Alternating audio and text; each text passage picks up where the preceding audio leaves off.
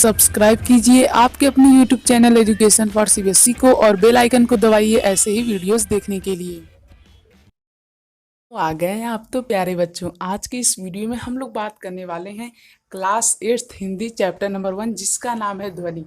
ये जो चैप्टर है इसे लिखा है सूर्यकांत त्रिपाठी निराला ने और इस चैप्टर में हमें बताया जाता है कि किस प्रकार से जो वसंत ऋतु होती है इसका आगमन होता है और उस समय क्या क्या मौसम होता है। और कवि वसंत ऋतु को जाने के लिए नहीं कहते हैं। तो चलिए हम लोग देखते हैं किस प्रकार से वे अपने भावों को अभिव्यक्त करते हैं। देखिए, अभी न होगा मेरा अंत, अभी अभी ही तो आया है मेरे वन में मृदल वसंत, अभी न होगा मेरा अंत।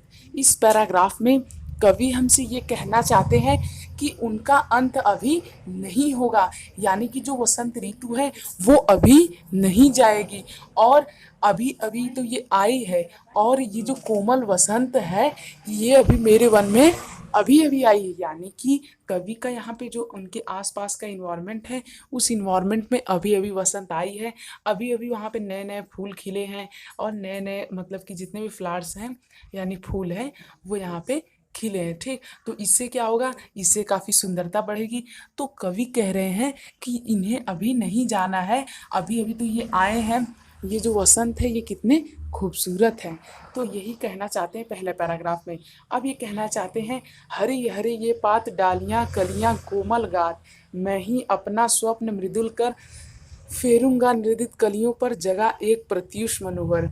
अब यहाँ पे ये कहते हैं कि ये जो पेड़ हैं इनकी पत्तियाँ कैसी हैं, हरी हरी हैं और इनकी डालियों पे कलियाँ लगी हैं जो कि बहुत ही कोमल है। यानी कि मान लीजिए कोई एक पेड़ है तो ये कहना चाह रहे हैं कि इस पेड़ पे एक कोमल पुष्प लगा है, एक कोमल फूल लगा है और इनकी ये कहाँ लगा है, इसकी डालियों पे लगा है, किसी पेड़ के डालियों पे लगा है और ये जो है ये अभी अभी आया है।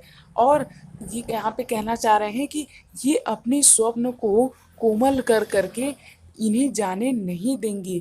और इसी के साथ ये कहना चाहते हैं कि ये जो कलियां हैं वो अब जो मुरझा रही हैं, मतलब कि आप लोग जानते हैं ना जैसा कि जब जब पतझड़ ऋतु आती है यानी वसंत ऋतु जब जाती है तो क्या होता है, जो पेड़ के अच्छे अच्छे मान लीजिए फूल हैं अब ये क्या हो जाते हैं, मुरझाने लगते हैं।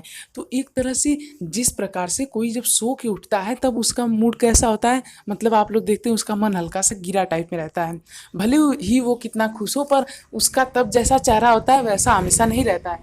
उसी प्रकार से जो फूल हैं वो एकदम मुरझाए हुए हैं।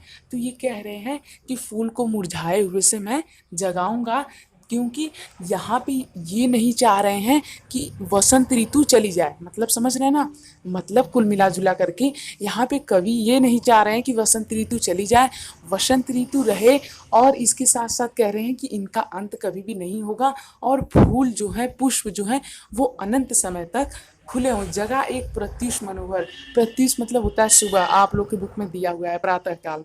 ठीक, तो देखिए ये कह रहे हैं कि वो जो कलियां हैं जो सूख रही हैं, जो मुरझा रही हैं, उनकी उनके लिए अब एक नया सवेरा हुआ है। अब उन्हें उठना चाहिए, अब उन्हें क्या करना चाहिए प्यारे बच्चों, उठना चाहिए।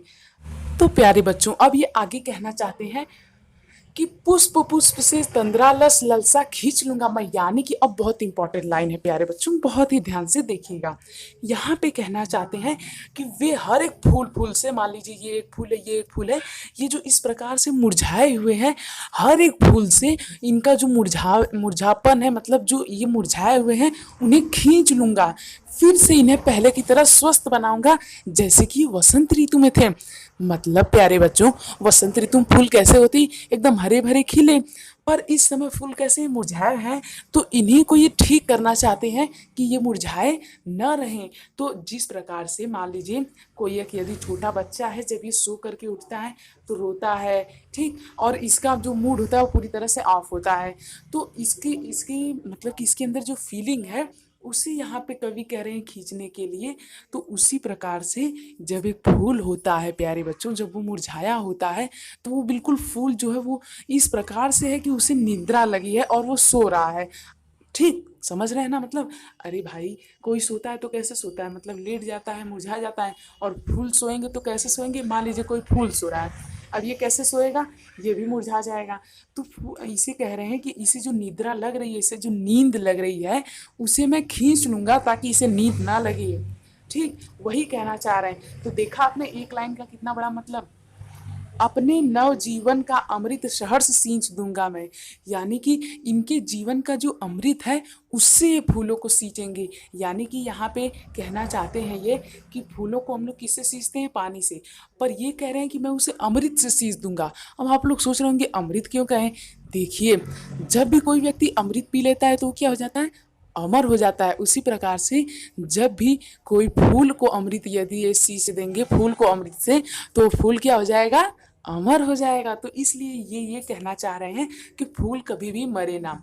द्वार दिखा दूंगा फिर उनको है जो है मेरे वे जहाँ अनंत, अभी न होगा मेरा अंत। यहाँ पे ये कहना चाह रहे हैं कि अमृत उनको अमृत से सींच देने के बाद मैं उनको वो रास्ता दिखा दूंगा जो कि अनंत दूरी पे है, यानी कि कभी खत्म, कभी वो मैं उन्हें, यानी कि मान लीजिए पहले ये एक फूल है, इसे पहले अमृत से सींच देंगे, अब इसका जीवन अनंत हो गया। ठीक, अब इसके बाद फिर ये इसे उस जगह ले जाएंगी जो कि अनंत है, यानी कि कभी आएगी ही नहीं। तो ये इन्हें मतलब कि संपूर्ण जीवन के लिए लेके जाना चाहते हैं। ये कहना चाहते हैं कि कभी भी इनका अंत न हो, यानी कि जो हरे भरे खिले मुस्कुराते फूल हैं इनका अंत कभी भी न हो। तो यहाँ पे कवि हमसे पूरी तरह से यही कहना चाहते हैं कि वसंत ऋतु का अंत न हो, पूरे मतलब कि हमेशा सिर्फ वसंत ऋतु ही रहे, वसंत ऋतु जाए ना।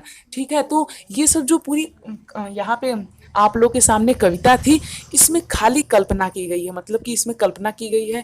अब क्योंकि ऐसा तो कोई अमृत पिला नहीं सकता है कोई फूलों को कि वहाँ पे वे अमर हो जाए। ठीक, तो ऐसा यहाँ पे कल्पना की गई है। अब यदि आप लोग यहाँ तक आ चुके हैं तो प्लीज़ हमारे चैनल को सब्सक्राइब कर दीजिएगा। तो मुझे उम्मीद अब तक आप लोग कर दिए होंगे, यदि नहीं किए हैं तो प्लीज़ चैनल सब्सक्राइब कर दीजिए और हमारे चैनल पर विजिट करना ना भूलें, वहाँ पे हर सब्जेक्ट की वीडियोज़ हैं, तो आप लोग फटाफट से जाइए और चैनल पर विजिट कीजिए। थैंक यू, जय हिंद, जय भारत।